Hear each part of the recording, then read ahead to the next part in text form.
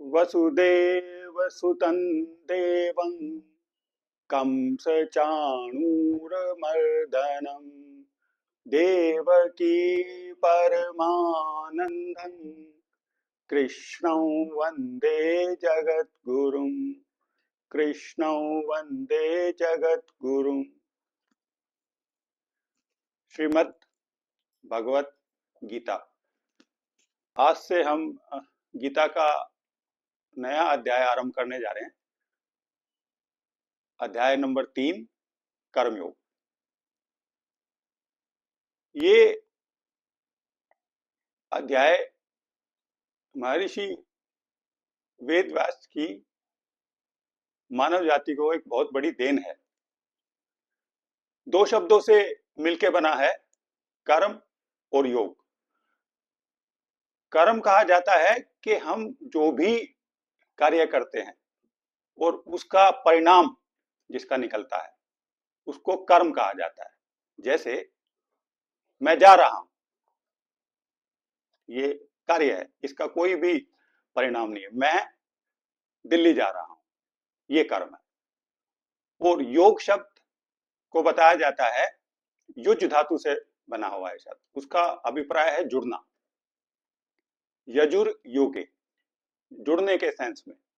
अध्यात्म में योग को बताया जाता है कि आत्मा और परमात्मा का जुड़ना, वो योग कहलाता है।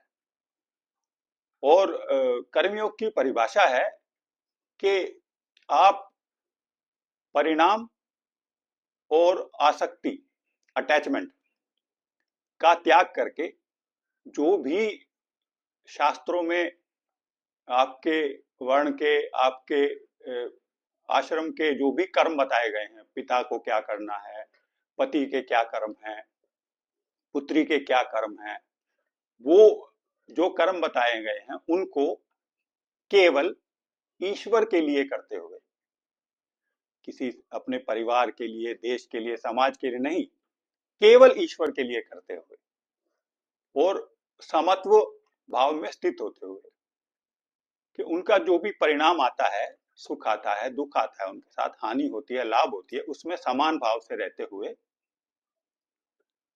कर्म करने को कर्मयोग कहा जाता है। इसको भगवान ने भगवत गीता में अलग अलग नामों से पुकारा है, जैसे बुद्धि योग, समत्व योग, तदर्थ कर्म, मदर्थ कर्म, मत कर्म, ये सारे कर्मयोग के पर्यायवाची हैं। अब आते हैं हम अध्याय 3 के श्लोक नंबर 1 और 2 पर। ये अर्जुन ने भगवान से इसमें एक प्रश्न पूछा है। अर्जुन उवाच ज्यायसि चेत् कर्मणस्ते मता बुद्धिर्जनार्दन तत्किं कर्मणि घोरे मान् नियोजयसि केशव व्यामिश्रेणेव वाक्येन बुद्धिं मोहयसीव मे तदेकं वद निश्चित्य येन श्रेयोऽहमाप्नुयाम्। अर्जुन ने भगवान से पूछा कि अध्याय, जो दूसरा अध्याय है सांख्य योग, उसमें भगवान ने अर्जुन को पहले 11वें श्लोक से लेकर और 30वें श्लोक तक आत्मज्ञान के विषय में बताया, आत्मा के विषय में बताया। फिर श्लोक क्रमांक 38 से लेके और 53 तक उनको उसको कर्म योग के विषय में बताया। और अंत में 72वें श्लोक में भगवान ने बताया कि ऐशा ब्राह्मी स्थिति पार्थ नयनम प्राप्य विमुह्यति, कि ये बुद्धि के द्वारा तू मुक्ति को प्राप्त होगा। तो अर्जुन के मन में संशय हुआ कि मुझे ज्ञान के रास्ते पे जाना, चलना चाहिए या बुद्धि के रास्ते पे चलना चाहिए। ज्यायसी चेत कर्मणस्ते, कि आप, ज्यायसी का अभिप्राय है श्रेष्ठ, श्रेष्ठ बताते हो किसको? बुद्धि को। मता बुद्धि जनार्दन, आप बुद्धि को कर्म से श्रेष्ठ बताते हो। जनार्दन, जनार्दन शब्द का अभिप्राय है जनाल लोकान अर्दति इति जनार्दन, जो इस लोक के प्राणियों के दुख दुख को नष्ट करता है, उसको जनार्दन कहा जाता है। तो ये भगवान को जनार्दन शब्द से अर्जुन ने संबोधित किया है। और फिर उसने कहा तत्किंग कर्मणि घोरे मान, कि अगर आप बुद्धि को श्रेष्ठ मानते हो तो मुझे इस घोर कर्म में, इस युद्ध रूपी युद्ध से ज्यादा घोर कर्म कोई नहीं होता है। क्योंकि युद्ध में आपकी भी मृत्यु हो सकती है और दूसरों की तो होनी होनी है। अगर आपकी नहीं होगी तो औरों की होगी। तो नियो जयसी केशव, कि हे केशव, तो मुझे इस घोर कर्म में क्यों लगाते हो। फिर दूसरे श्लोक में उसने कहा वया मिश्रणेव वाक्येन, कि आपके ये मिले जुले वाक्यों से, जिसमें आप कभी बुद्धि को श्रेष्ठ बता रहे हो, कभी कर्मयोग करने के लिए मुझे कह रहे हो, तो बुद्धि मोह यसीव में, मेरी बुद्धि में संशय उत्पन्न हो रहा है, मैं कंफ्यूज हो रहा हूं।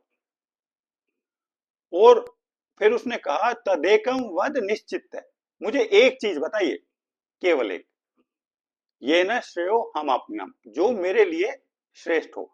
ऐसा हमेशा होता है, हम अपने किसी गुरु के पास, किसी अपने बड़े के पास या इष्ट देव के पास हम जाते हैं, मंदिर में जाते हैं, हम अपने गुरु से कहते, गुरु हमें बताता है ये करो वो करो ये कैसे करो, तो हम अपने गुरु से यही कहते हैं कि जो मेरे लिए श्रेष्ठ हो वही मुझे बताओ।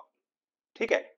तो अर्जुन ने यही कहा कि जो मेरे लिए श्रेष्ठ हो वही मुझे बताओ। और ये अर्जुन ने बार बार कहा भगवान, ये दूसरे अध्याय के 7वें श्लोक में भी कहा, यस्या श्री निश्चितम ब्रूहितन में। और 5वें अध्याय के पहले श्लोक में कहा यस्या ये तयोरेकन ब्रूहि सुनिश्चितम, कि जो मेरे लिए श्रेष्ठ हो। अर्जुन का ये कहना कि जो मेरे लिए श्रेष्ठ हो, जो जिसमें मेरा कल्याण हो। अर्जुन ने गीता में भगवान से युद्ध का परिणाम के विषय में नहीं पूछा कि मैं जीतूंगा या हारूंगा, मैं जीवित रहूंगा या मैं मर जाऊंगा। उसने पूछा कि मेरा कल्याण किसमें है। और यही हम सबको गीता का सबसे बड़ा संदेश है कि हम जब भगवान के सामने जाएं, मंदिर में जाएं, अपने गुरु के पास जाएं, उससे ये ना पूछे कि मेरे पुत्र का विवाह कब होगा, मेरी बेटी का विवाह कब होगा, उनकी नौकरी कब लगेगी, ये मुझे धन कैसे मिलेगा, ये ना पूछे। उनसे ये पूछे कि मुझे मुक्ति कैसे मिलेगी। अर्जुन ने यही पूछा भगवान से कि मेरी मुक्ति कैसे होगी। तो इस अध्याय के तीसरे श्लोक में भगवान इस प्रश्न का उत्तर देंगे कि उसके लिए कर्मयोग श्रेष्ठ है या उसके लिए ज्ञान योग श्रेष्ठ है।